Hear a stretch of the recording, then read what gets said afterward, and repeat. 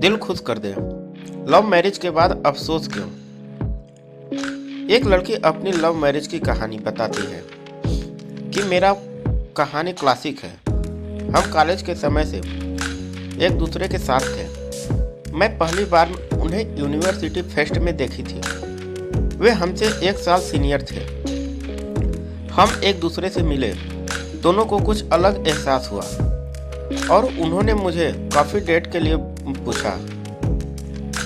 हम पहले दोस्त थे, फिर एक दूसरे से प्यार करने लगे और हमेशा साथ साथ रहते थे। कॉलेज खत्म होने के बाद पहली जॉब मिलते ही हम जिंदगी का साथ साथ बिताने के सपने देखने लगे। इसलिए हमने कम उम्र में शादी करने का फैसला किया। और हाँ, हमारी शादी में भी फैमिली ड्रामा हुआ था।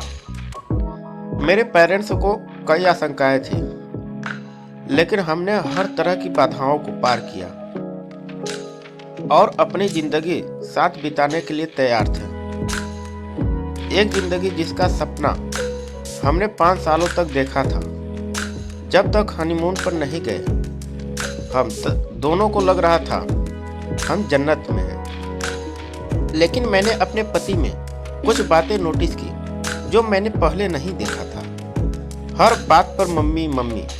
मुझे एहसास हुआ कि वो अपनी मम्मी से चिपके रहने वाले हैं। उनकी माँ ने बोला था कि हम जहाँ भी रहें बताते रहे, क्योंकि उन्हें सुरक्षा की चिंता हो रही थी। वो हम हनीमून पर हर 2-3 घंटे में अपनी माँ को फ़ोन करते रहते थे।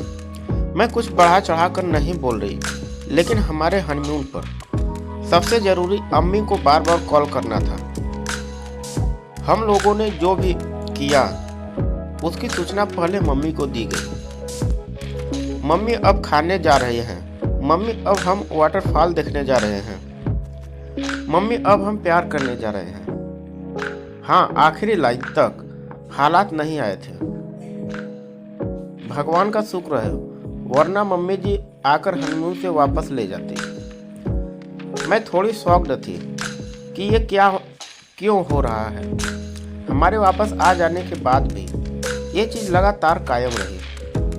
हम अलग अलग शहरों में थे, लेकिन मम्मी जी हर दिन फ़ोन पर मेरे पति से घंटों बातें करती थी।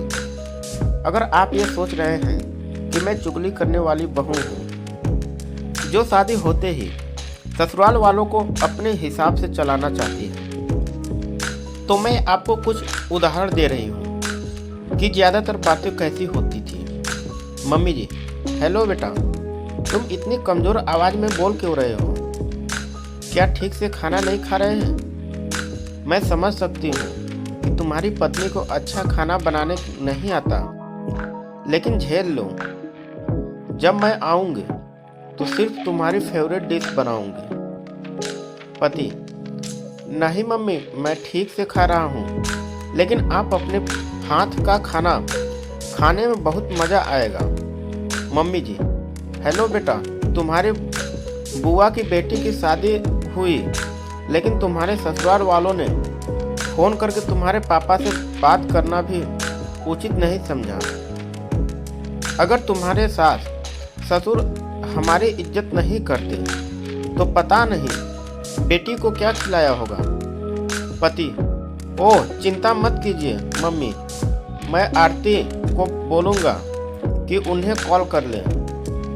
वो मुझे बोलती थी कि चूँकि कामकाजी महिला को, इसलिए तुम्हें पता नहीं कि घर कैसे संभालते हैं। तुम्हारे मम्मी पापा को कितना गर्व होता होगा कि तुमने मेरे बेटे को शादी करने के लिए राजी कर लिया।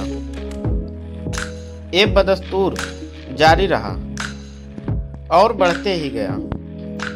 जब उन्हें पता चला कि हम एक और कार खरीद रहे हैं, वो भी मेरे लिए, तो उन्होंने ताना मारते हुए कहा कि ये मेहनत की कमाई की बर्बादी है।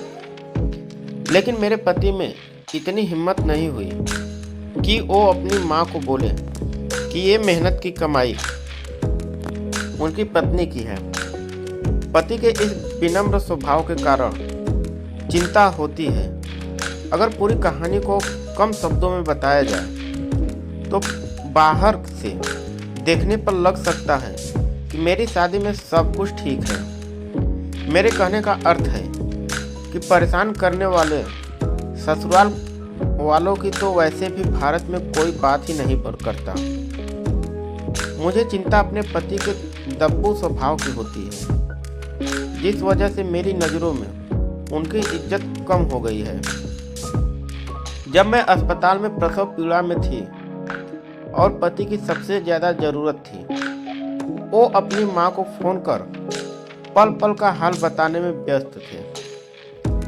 जब हमने घर खरीदा तो एक पल बैठकर इस उपलब्धि को एंजॉय करने की जगह वो अपने घर वालों का टिकट बुक करने में व्यस्त थे, ताकि वो घर आकर देख लें। मेरे ससुराल वालों को मुझ में या मेरे बच्चों में कोई दिलचस्पी नहीं है, और शायद ही कभी वो उनका हाल चाल लेते हैं। मेरे जन्मदिन पर या कोई खास मौके पर कोई मुझे फ़ोन कर शुभकामना देना भी जरूरी नहीं समझते थे, लेकिन मेरे पति उन्हें कॉल करने वाले पहले शख्स होते हैं। इस रिश्ते में उन्होंने कभी कुछ गलत नहीं किया, लेकिन वो कभी मेरे लिए खड़े नहीं हुए। मेरे पति मुझे वो स्थान और इज्जत परिवार में नहीं दिला सके जो एक बहू की होनी चाहिए। ज़्यादातर पारिवारिक मसलों में मुझे नज़रअंदाज किया जाता है।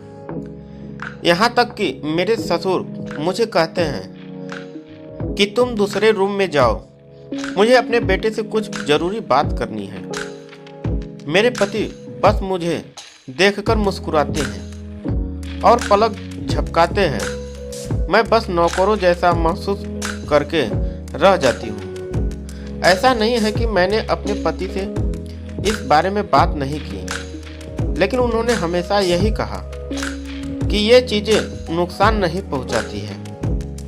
हाँ, ये सच है कि ये बातें नुकसान नहीं पहुंचाती है। मेरे ससुराल वाले मुझे आकर प्रताड़ित नहीं करते, लेकिन जो गलत है उसे भी देखना चाहिए, खासकर जब बात बहुत आगे बढ़ जाए।